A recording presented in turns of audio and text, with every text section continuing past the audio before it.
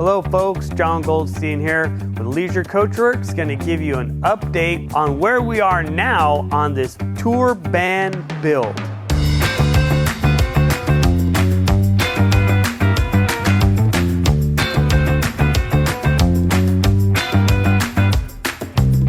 Last time you saw this, we had just got it here, we had just finalized the inspection and kind of uncovered all of the problems with the roof, all of the problems with the water damage on the inside, which led us into this perfect build where all the things that got damaged from the water were all gonna have to come out, and we were gonna have to rebuild everything how they wanted it to be, and everything that got wet was no longer needed. So it worked out really well. All of these items on the right-hand side were inside the vehicle, and they've all been ripped out so we could see what we had going on. All the cabinetries, the bed frame, the shower, chair, had to go. And what's changed since the last time you guys saw this band just landed a long summer tour, so they asked us whatever we could do to step up the build and step up this timeline to just make it happen, and that's what we did.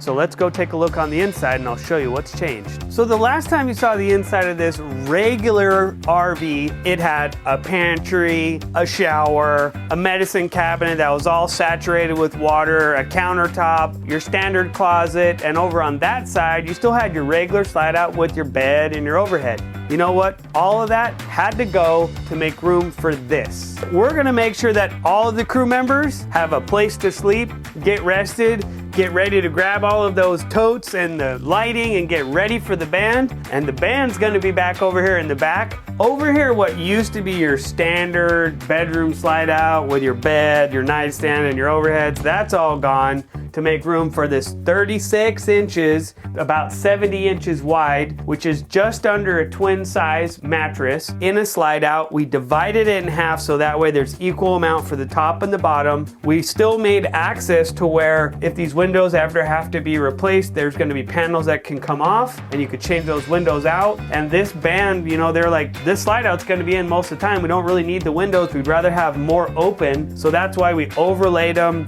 with paneling and made it so there's a recess for the windows. We are going to have a 110 with a USB and a USB-C, giving them power when they've got their generator running. And in those situations where the generator's not running, we already have 12 volt right here. We're gonna give them dedicated outlets to do the same function when they're running down the road if they don't have their generator on.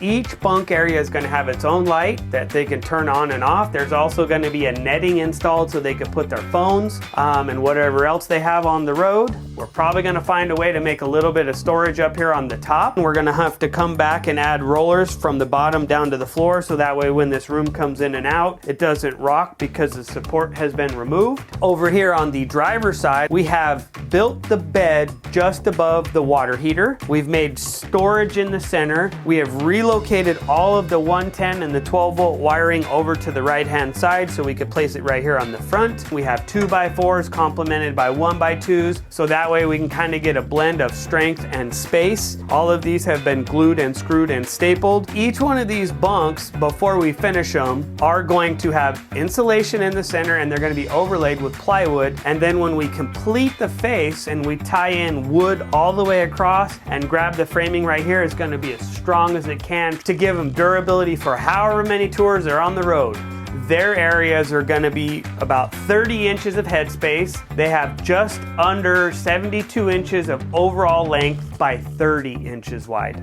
Over here where the crew's at, they still have the same amount of width, but they're only gonna have about 21 inches of headspace. Down at the bottom, we've actually had to relocate some of the wiring. We've had to redo some of the plumbing, re-insulated the openings that were right here from the washdown area. We've had to make an access panel so we still have access to the wires. We've foamed in everything around all of the diesel fuel area. Had to trim some of the plumbing because all of this used to be drainage for the sink, and then over here was the drainage for the shower.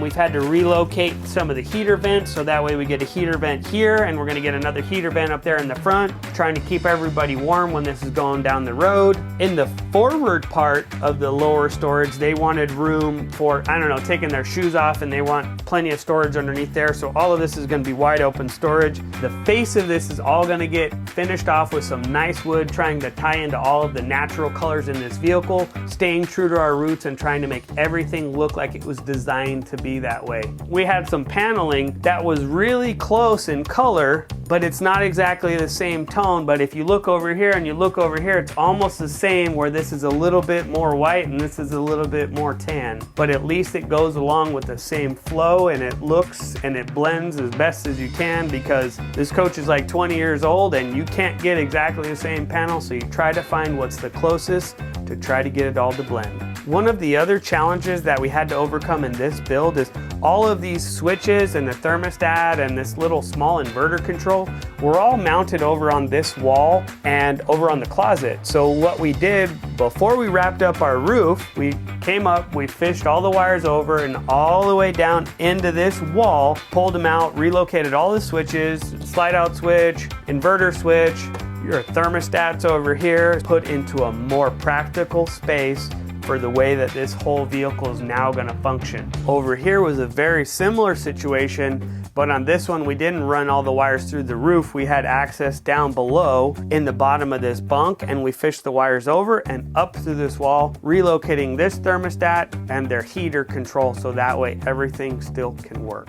A lot of the times when projects like this are started, there's a vision of how they want everything to go. But what happens is life takes over, and not everything you want goes exactly how you want it to go. So what you have to do is you have to start thinking outside of the box, or thinking outside of the space that you have. When we were trying to make all 8 bunks in the back fit, it was just gonna make it too crammed. So the band got together, they had a discussion, and they said, you know, why don't we do this? Make room over there for 7, and then ditch this big, huge overhead in the front where it used to have the TV that we don't need anymore, and let's make an ample amount of space for one of their band members to be comfortable and get rested and make sure he's ready to hit the show. Now what you see on the top of this vehicle was definitely a necessity of this build, because when it came in there was water leak here and a water leak over here from the old skylight that saturated and got this whole cap wet and got everything in the bedroom soaking wet. So to fix that, we took it all off. We took off the old wood. We glued new wood down. We overlaid it with new fiberglass. We put in brand new vents like you can see here and sealed everything up, so that way when this vehicle goes all the way down to Florida, it'll make sure that it doesn't have any more of the issues that it did before. Well, here's where we are right now on this Super C tour bus conversion, trying to speed up the build process to make sure it's ready in time for that upcoming summer tour. Like, follow, and subscribe. Click that bell to get notified of the future projects and to see when this is ready to hit the road.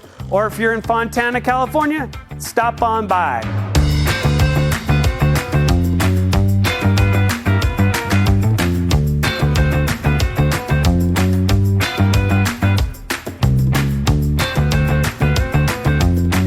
Brought to you by ABC on BBC. I wonder if everybody's gonna laugh at me, because that's not what it's called. I can always tell your face when it's like, dude, that you that one up. That's too far. Like, okay. Okay. Yeah. 3,